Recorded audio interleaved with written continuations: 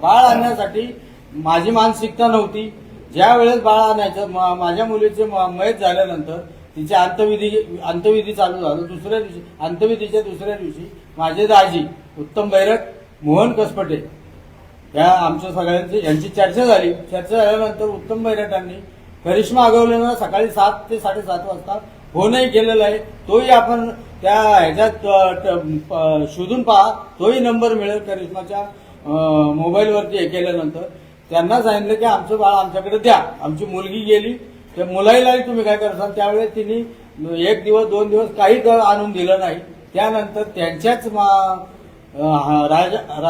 राजेंद्र हागवण्याच्या सख्या भावानी मोठ्या जयप्रकाश हागवणे यांनी उत्तम बैरट यांना फोन केला आणि फोन करून त्यांनीच सांगितलं की तुमचं बाळाला घेऊन जा.